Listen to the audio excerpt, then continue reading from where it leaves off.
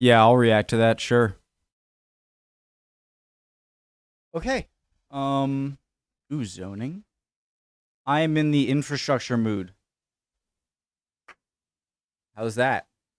Uh, why is it so dark here? Let me try. Ready? Watch this magic. Deactivate, activate.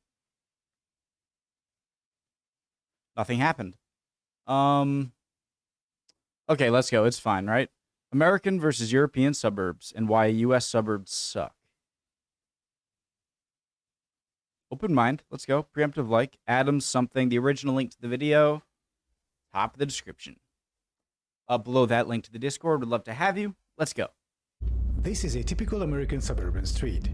It's wide, the houses are very far apart and look mostly the same. There is barely anything on the well-manicured lawns, post boxes, a few trees or bushes, and the occasional fire hydrant. Now compare this to a suburb in Leipzig, Germany. What differences do you notice? More compact. Still very, very nice looking. First off, there is stuff around you. The streetscape is very diverse and mentally engaging. In comparison, the American suburb looks like a desolate urban wasteland. Also in the European suburb, the street is narrow, there is a 30 km/h speed limit, and the buildings are close together. Do notice the tram tracks. In this suburb, you can live car-free. If you want to go to the center, you can either take the tram or ride your bike for 20 minutes on dedicated bike lanes.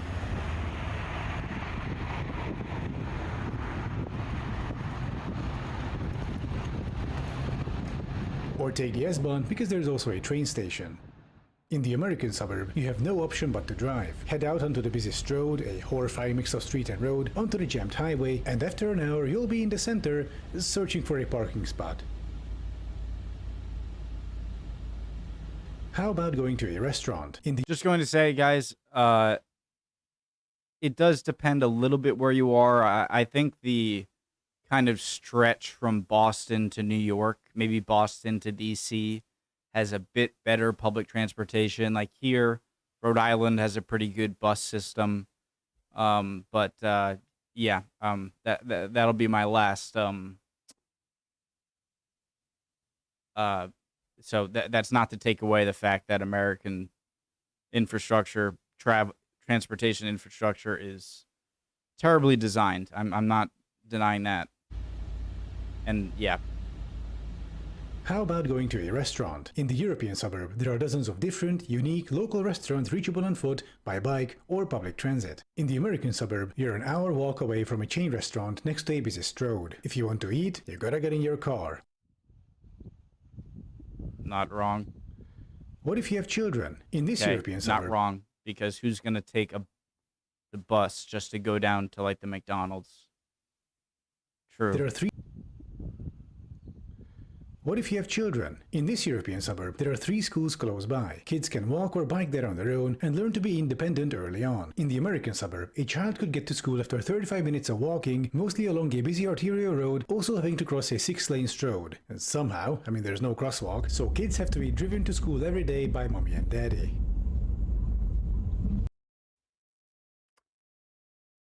"35 minutes."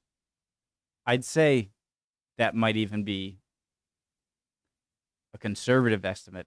I think if I were to walk to school, it might have taken longer than 35 minutes. So kids have to be driven to school every day by mommy and daddy. Correct. Or the bus. The same goes for sports. Over here, kids can take a 10-minute walk to the nearest sports field or a 3-minute bike ride on calm, safe streets on their own. In the US, it's a 40-minute march through a maze of streets partially along a major transit artery. Gotta get in the SUV and let mommy drive you to practice. This is where the term soccer mom originates from, by the way. People lament today's children for being overly dependent on their parents. But in such neighborhoods, children don't have a choice but to be dependent. Otherwise, they cannot go anywhere. They are stuck at home. In contrast, in European suburbs, kids can be let out safely to move around on their own, to go to places they want to, without the need for the mommy and daddy taxi service. Do note that yellow residential building on the left. That is a mid-rise. European suburbs tend to be a mixture of those and single or multi-family homes, like on this street.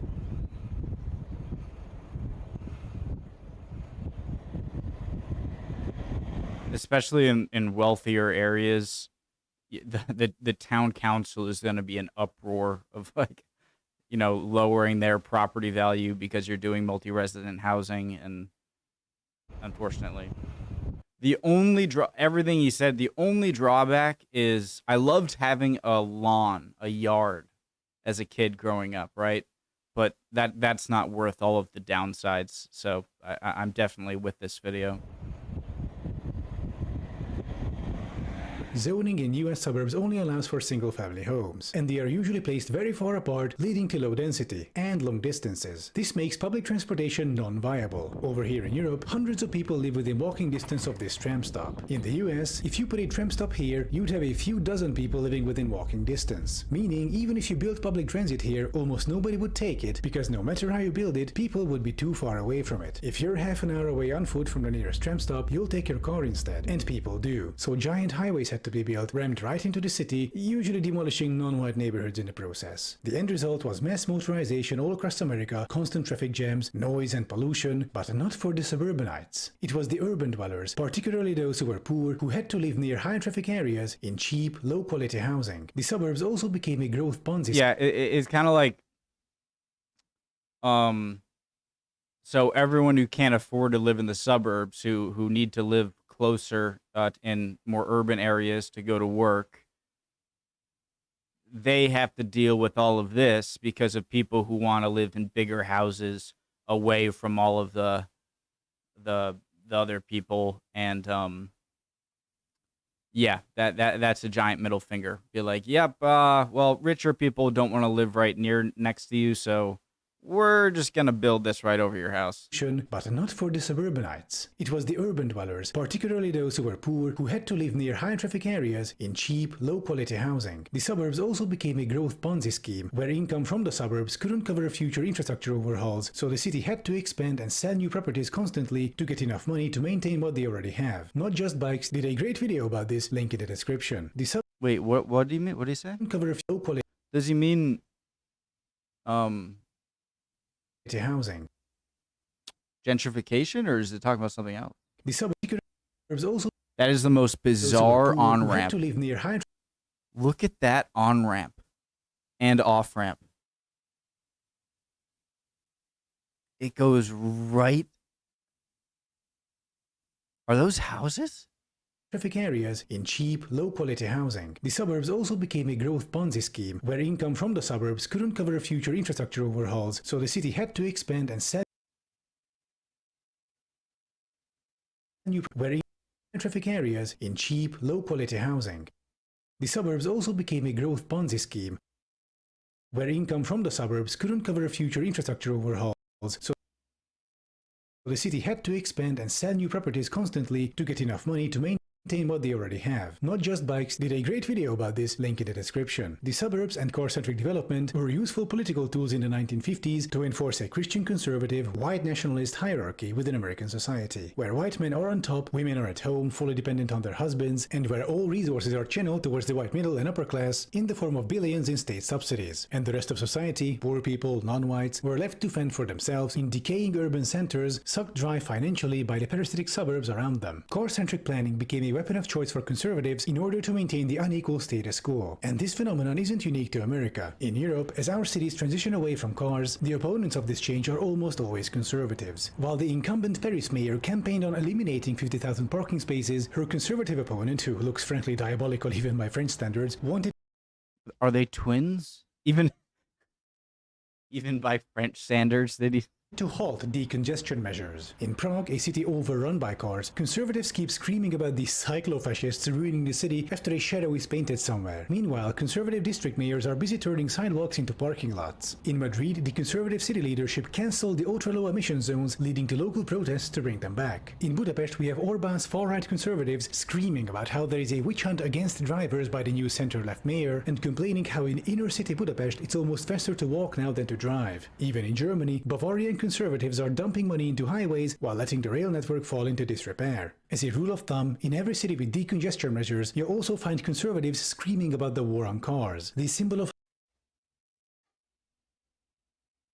barbecue, beer, freedom. I'm wearing a mask, but it's on my chin while I'm yelling. symbol of hierarchy in transportation, where the affluent suburban minority gets to occupy 80% of public space inside cities, compared to the more egalitarian space use of public transit and bicycles. God forbid you have to get out of your giant SUV of death and get on a tram with the peasants. Jesus Christ.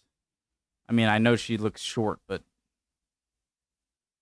my lord. Peasants. Of course, upholding the conservative hierarchy isn't why suburbs are built today in the US. It's mostly just a necessary continuation of the Ponzi scheme that began with the first suburbs. Also, it's due to faulty zoning codes not allowing for mid-rise developments that would actually make more money for the city, increase density, and make public transit viable. In Europe, our suburbs are mixed, with both mid-rises, single and multi-family homes. They're an organic part of the city and contribute fairly to the local budget. There is also subsidized, affordable public transit. All in all, it's more egalitarian. And if the US situation sounds depressing in contrast, as an American, there are things you can do to potentially help change things. If there is a local transit riders union, go join it. Look if there are any initiatives on the ballot for traffic calming, bike lanes, etc. Show up to your local town hall meetings and advocate for zoning reform, ending parking minimums, and so on. If you're persistent enough, your ideas will be heard, and you can help push America back towards sensible, fair, more egalitarian urban planning, one neighborhood at a time. That's what I would do if I were you. Thank you for watching. Oh, and by the way, there is now a new membership option for my channel, so if you wish to support me making content like this, please consider becoming a member by pressing the join button next to the subscribe button. And I'll be seeing you next time. Gotta be the algorithm sacrifice to the gods. I'll even give a sub right there. So,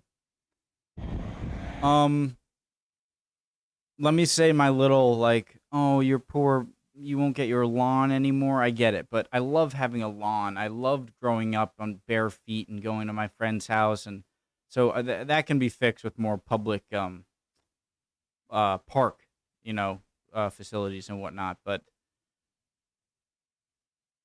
I've been arguing with Emperor of Rome, just someone on Discord, about U.S. infrastructure and how I sometimes like to play the contrarian or whatever, but I can't deny certain things.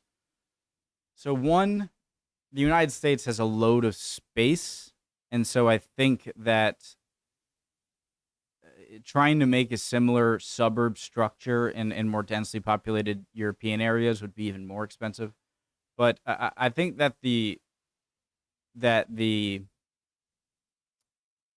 suburb style that started in the 50s only helped funnel the more wealthy people into those suburbs, therefore exponentially kind of separating rich from poor. So at the end of the day, it's sort of, wealthier people want to live around wealthier people. I was watching a video, was it Vox or something, where there was I'm not just trying to pick on Steph Curry, okay? I'm sure a lot of people do this, but there was a big housing thing that they wanted to build in a very wealthy area in California. And Steph Curry, among them, and a bunch of the other people who all, I'm sure, claim they're all for, equality and everything, they were pissed when they realized it was about to go through, and they made sure that it didn't because it's going to lower your property value. And so that's what that would be the big hurdle, I think, is how do you get everyone, whether you're obviously rich people, but even middle class people, to accept lowering property costs. I'm not even sure it would lower property costs or property value. I don't know. I'm still learning, guys.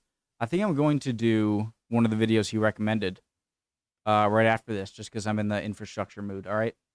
Love y'all. Hope you guys are doing well. If you can answer any of the questions, teach me stuff, or just any comments in general down in the comment section, we'd love to see it. See you guys next time. Bye, guys.